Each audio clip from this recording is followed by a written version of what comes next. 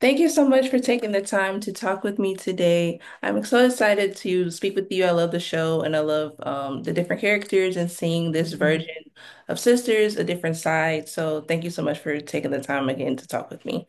Um, Thank you so much for having me. what drew you to the character of Bridget when you first read the script? Bridget. Oh, wow. So I'm not sure if Tyler wrote Bridget, if his intention for Bridget was to be comedic. Mhm. But that's just how I saw her. She spoke to me, she leapt off the page, and a lot of the text came off very witty. She seems to be very quick-witted. She's very fast thinking. She's slick with the mouth. Uh, but Bridget is really fun. She's really, really fun to play. She's very reliable. She's a reliable friend. She's that friend you can call on. But just know, if you call her, she's going to pry. She's going to get in your business. There are no such things as secrets and boundaries with Bridget, but again, it comes off as very, very well intended. She has the best intentions when it comes to her friends. So I just love that. I love her heart.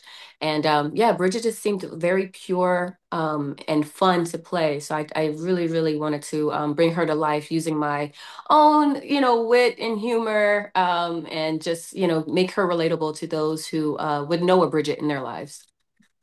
Was there a moment when you said, "Oh, I have to play her"?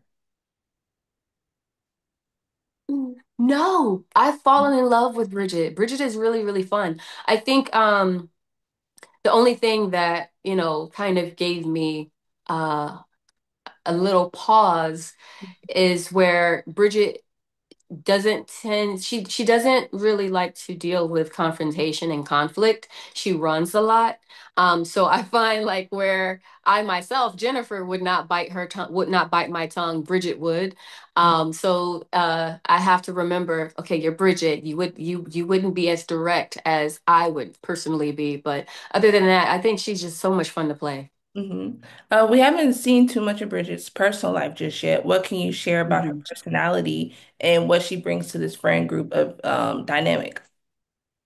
Oh gosh, it's gonna get really good with Bridget. Bridget, she carries a lot because she's the right hand woman to Rashida, First Lady Rashida. And she works at the church with Rashida and Pastor Jefferson. The way that, she holds her up, she uplifts her not just as her assistant, but also as her friend. And she tries to do that, carry that friendship mantle for all of her friends. And it tends to get a little heavy. And then, of course, my God, she's dealing with Vaughn, right? And his boyish, childish ways and his inability to keep a job and her trying to raise a man child. It gets to be kind of heavy, and I think you'll start to see where Bridget is very she's good at managing tasks and projects, and she's very strategic, and she organizes the life, the business life of Rashida Jefferson. But when it comes to Rashida and Pastor Jefferson, when it comes to her own life, she can't really manage her own affairs. And I think that we'll see whether or not Bridget breaks and crumbles under the pressure. Mm. How does Bridget approach to friendships and supporting others different from the other ladies, especially when she was comforting Rashida, like someone like Right. you? So how does she approach friendships? Being meddlesome. She's a meddler. She pries. She pokes and pries until she gets the truth. She's one of those friends that she will look you in your eyes and she can tell when you're lying. She can tell when you're hiding something. She can tell when you are sad. She can tell when you're covering up, you're wearing a mask. She's one of those true, genuine friends. However, at the same time, she will pry. She will get all up in your business. She'll get all up in your grill. And yeah, but it's a beautiful story of, five different stories of five women, five lives, co-mingling. But Bridget's life, she's stretched thin, right? Because she is spread. She spreads herself thin amongst the other four friends, and also with her boyfriend. And she's the only one out of the friend group who has not been married yet. Mhm. So yeah, I think that's another something that we can explore as the seasons progress. Like, how is Bridget dealing with that? Is Bridget jealous? Is Bridget afraid of marriage? Is she afraid of commitment? Is that something that she even wants based on how marriage is going in her other friends' lives? So yeah, this is all of the things that she's dealing with internally in her own personal life, but she's trying her best to be the best friend and be a reliable rock to her friends. So that's how she deals with friendships. But again, we'll have to wait and see how well she manages, or if she manages it at all well, the weight that she's carrying on her shoulders. That's very true. Bridget seems like she's got a little bit of a mystery to her at the same time. What's something she knows that the others definitely don't? She knows, trying to make sure I don't give any spoilers away. She knows that her friends are right. When Mm-hmm. it comes to her friends always telling her that, oh, this boy is too young for you, he's too immature for you. She knows, I think deep down Bridget knows that they're right. But I mean, you got sisters, like whether they're blood sisters or friends, like it's hard for you to admit that they're right. Like Yeah, you're gonna fight tooth and nail to try to prove that you're right, right? And so I think she's exerting more energy than she has to spare trying to prove that they're wrong about Vaughn. Um, but deep down, she knows they're right. And she knows that they have her best interests at heart the same way she has theirs at heart. that's very true. What was it like stepping Yeah. into this role alongside such a powerful cast of women? Mm. It was a reunion of sorts. And I said, no pun intended, because I know I got my start in acting with Tyler Perry in the film industry, not with any of his television shows, but 20 years ago, 2005, he cast me in Medea's Family Reunion. Mhm. And that film premiered 2006, and it was a box office hit, and that's how I got my start in the industry. And I've gone on and I progressed to other roles, other projects, other networks. A crossover character story was where I played Latoya Luckett's sister in Greenleaf. Mhm. So that is where the reunion comes into play. And also with Kadeen, she and I played close friends on another BET show called Bigger. Mm. So this has been like a reunion, a reuniting with my sisters, and I was fortunate to meet Portia Coleman and Brianna Price, and they're both amazing actresses, and they're so much fun to play with, to play opposite, um, and to star alongside because they really bring it. Mm. And we had only 9 days to shoot 16 episodes. So we had to really, really make sure that we focused on bonding, developing chemistry, because this friend group, this fictitious friend group has been friends for 20 years. Yeah. And so many of us, Kadeen, like I said, Latoya and Kadeen and I, we've worked together before, but Brianna and Portia, I never met them. I was Yeah. familiar with their work and I was a fan of their work, but I never met, I didn't know them personally. Mhm. So we had to, create this chemistry to try to portray an organic, natural, authentic friendship, which was easy to do because I adore these women. They are so amazing. The way you see them on camera, I understand these are characters, Mhm. but in real life, they are so warm and so genuine and so loving and so caring, and they're so supportive. So we really, really, um, we uplifted each other on set. We like again, Tyler shoots very, very, very, very fast. And many of these scenes, it's just one take. That's it. We're moving on. Because he's trying to capture, get as many scenes as he can within one shoot day because we only had 9 days in the shoot schedule. So moving that fast, you're helping each other run lines. You're in a hair and makeup trailer, and you're running lines. You're like, "Hey, are you okay? Do you need me to help you? I know that my scene is kind of lighter in dialogue. The next scene that's coming up, do you want me to help you run your lines?" Like it was so supportive and loving, and I had never experienced anything like that. I've worked alongside some amazing cast. But Mhm. again, because of the short timeline that we had to work with, I had never felt so supported within such a short time frame that we had to work with each other.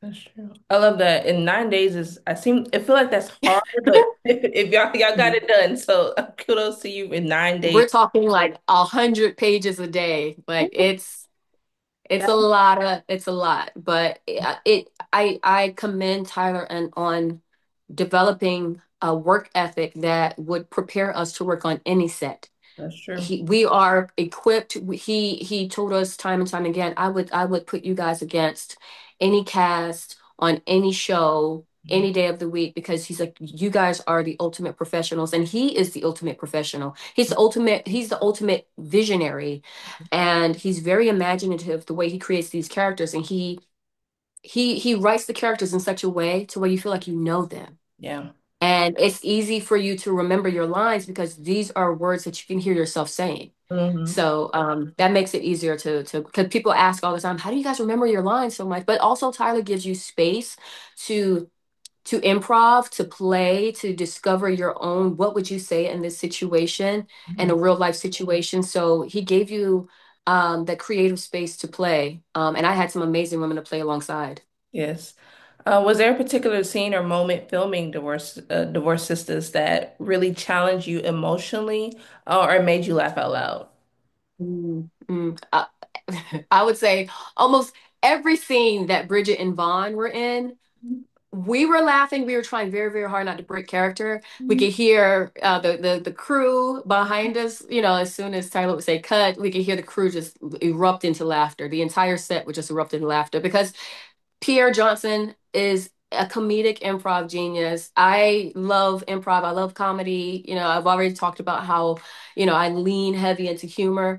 Mhm. So when I find someone who's fun to play opposite and to take comedic risks, that's so much fun because just like you're playing make believe. You're in a sandbox, being a kid again, and it was just so fun. But yeah, though there were so many scenes, and you'll see in more scenes with Bridget and Vaughn, more Bridget scenes.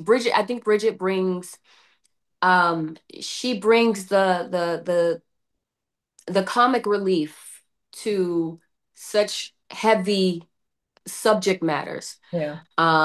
She breaks the tension with some of the witty things that she would say, Mhm. and to the point where you would see Rashida like turn her head like, did you just say that? Or you'll see Mhm. Geneva look at Rashida and be like, where'd you get her? Like, and so she brings a lot of humor to such heavy tense situations. Mhm. But there was a few moments I think that you will see Bridget when I am trying to allude to the whole breaking and cracking. You'll see Bridget um, show her humanity. She's not a robot. She can't carry the world on her shoulders, and I think that a lot of women will be able to relate to that. Mhm. We are, entrepreneurs. We are businesswomen. We hold jobs. We hold careers. We create households. We uphold households. We're moms. We're wives. We're girlfriends. We're so many things, and then we find that we are ourselves last, or sometimes we don't even find ourselves, Yeah. unfortunately. So I think Bridget is going to have one of those realizations that the audience will probably be able to relate to. Mhm. What was your reaction when you first read the scene with the church girl confessing to Rashida about Pastor Jeff? Did your jaw Woo! drop too? Like, I When I tell you, Kimberly, when I tell you every script, I had like mountain piles in my house Mhm. stacked of scripts where, because we get different versions. Like, well, there was a rewrite, there was a revised version. So we got the pink draft, the blue draft, the white draft, all of these drafts. So I'm having, I'm surrounded, but I'm flipping through the scripts and I'm like, I get to the end of one episode. I'm like, oh, what happened? I put it down. I flip it around. I'm flipping. Tyler is a genius when it comes to writing, script writing. And I found myself at that particular episode, I was like, oh no. Oh no, what happens next? And how is Rashida going to respond? Because Rashida is very poised. She's a first lady. She carries herself very well with respect and dignity and class and elegance. I know most women would have been like, church or no church. I'm about to roll up my sleeves and we about to, take off the earrings. Yeah. But I really wanted, I could not get to the next script fast enough. But yeah, I mean, scenes that I'm not in, Mm, I'm watching along with the audience, like, ooh, oh, she handled that well. I don't know if I would have responded in that way. And but yeah, it's such a good show. Like, even though I'm a part of it, I'm blessed to be a part of it, I'm watching it as a fan just along with everyone else. yes. Tyler Perry is known for mixing humor and drama. Yes. One hilarious moment on set that reminded you why you love doing this job. Oh gosh. Without giving anything away, Tyler, the way he directs, I have never experienced, and I've worked in 20 years, I've been blessed to work with a lot of amazing directors. I mean, amazing. Tyler is so involved to where even though he wrote the script, he gets excited when he watches everything unfold. It's like he's seeing his this world like manifests in front of him. And so when he's watching the actors, he'll say in the middle of a scene, "Oh, Bridget, now say blah blah blah blah." And Mm, I'll say something and I'll add onto it. And he goes, "Now say blah blah blah blah." So we're building. mhm, He and I are collaborating and we're building. And so when he says cut, he just burst into laughter. Like he's just like, this is so moronic. This is hilarious. So it's so fun. Like, so that's where you see his humor comes into play because he's like a child. He's mhm, like this youthful child when he's directing because he's watching and he's very meticulous in everything and he wants things a certain way. But then when he starts to see the magic happens, mhm, and whether it's a dramatic scene or a comedic scene, he gets so involved and he'll say, "Now say this, tell her how you really feel, say this." He gets so involved, and I love that because you're feeding off that energy. It's a give yeah, and take. It's a beautiful exchange. It's like a dance. yeah, definitely is. What message do you hope viewers, especially Black women, navigating relationships, take Mhm. away from watching Bridget and her journey on this show? Mhm. Ooh, I'm trying to not get emotional because Bridget, I've watched Bridget, I've fallen in love, I've become Bridget. I'm telling Bridget's story, but I'm also telling Mhm, my own personal story and dating, love, marriage, divorce. I am a divorcee. And I would say that the message I would share to women, particularly Black women, um, because I am one, is that I'm sorry, that's the Bridget coming out of me. Is that I would tell them that they deserve everything, everything that they desire. And they don't have to be afraid of love. There is healthy love out there. And healthy love is the only version of love there is. Anything else is imitation. Um, Anything else comes close to it, it looks like it is counterfeit. It's not real, right? And so I would say you don't have to find that externally. That's already in within you. You don't have to look outward. mhm, Um, and you don't have to sacrifice yourself. You don't have to compromise yourself or your values or your beliefs or the things that you want. Um, for the sake of having someone. yeah, Having a body there is of no value if that body isn't somebody that was intended for you. yeah, So just make sure that you're happy within, because when you are truly, truly happy, when you find happiness and love within, then you're okay with being without, yes. right? And that without, it means without a person, a physical person there, because you are everything that you need. I promise you, you are more than enough. Mhm. That's a word. Preach. Are there any upcoming projects that you're excited that we should keep an eye out for? I have some things in the works. we're still waiting for things to be finalized. I can't really share just yet, Mhm. but right now, Bridget is a handful. She is a handful, and I'm trying to, make sure I'm not stretching just like Bridget. Yeah. Trying to make sure I don't stretch myself too thin Mhm. because I can see divorce sisters going on and on and on and on. We know based on Tyler's track record, Mhm. he's not a one and done type season type person, director. Like he has his shows going, well into what their ninth, 10th season Yeah. already. Um, yeah, I'm trying to make sure because this is near and dear to my heart, Divorce Sisters and Bridget and Mhm. all of the sisters, right? All of my on-screen sisters and in real life IRL sisters, Yeah. they're near and dear to my heart, and I don't want to miss out on opportunities of further creating with them because I have taken on too many projects. Yeah. So but fortunately, Tyler, again, he shoots very fast and he'll shoot a whole season in 9 days, so that does create a lot of space and Yeah. time for you to work on other projects. So we'll see. What would you like to say to fans and supporters of you and your work? Oh, thank you. Again, I'm trying not to get emotional because I'm truly grateful. Thank you for watching, um, for going along on this journey with me, for watching me grow from a one-line actress who just got her start in Medea's family reunion saying they ain't got no mo. Uh, um, to going on to work on, gosh, Greenleaf and Star and oh gosh, what else? Bessie, HBO with Queen Latifah and Monique and the late great Michael K. Williams and Charles S. Dutton, so many greats, and just watching me grow, and celebrating me, my growth and my skills and my talents, watching me grow personally as well as professionally. Thank you for having grace and creating space for me.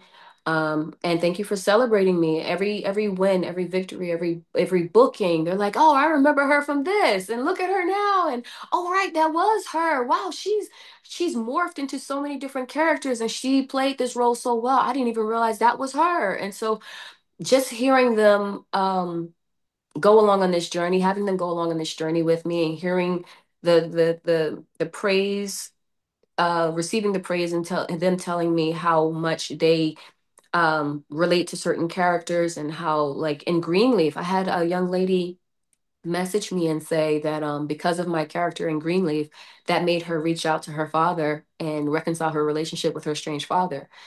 And I was like, oh, because my character in Greenleaf lost her father in a tragic way. So just having everyone get so caught up in these characters that I still hold in my heart, and just believing what I'm giving is authentic and real and true because I promise you, every tear that's shed as a character, these are real tears. I'm giving you guys my life experiences. Um, marrying my own personal life experiences with the fictitious experiences of the characters. So thank you for respecting that and saying, wow, her performance was beautiful because this is truly my story coming out in an art form. Well, So thank you so much for taking the time to talk with me. I yeah, really appreciate it. thank Again, like you. I'm excited to see the rest of the season. I'm wishing many more seasons for y'all in Jesus' name. Thank you. Thank you. Yes, in Jesus' name, I touch and agree with you on that. And I give him all the glory. I give my Lord and Savior Jesus Christ all the glory because truly this is a platform that he has created. These gifts and talents come from him. I'm always making sure that people understand that it's not me. I promise you, if I were looking at the little girl that was growing up, under very, very difficult circumstances, I would not have ever imagined that I would see myself in Times Square on a billboard and all over the country. And I'm just so grateful and I give him the glory. And I'm again trying not to get emotional, but this has been surreal. This has been a surreal, surreal experience. And I just give him the glory. So thank you, Kimberly. Thank you.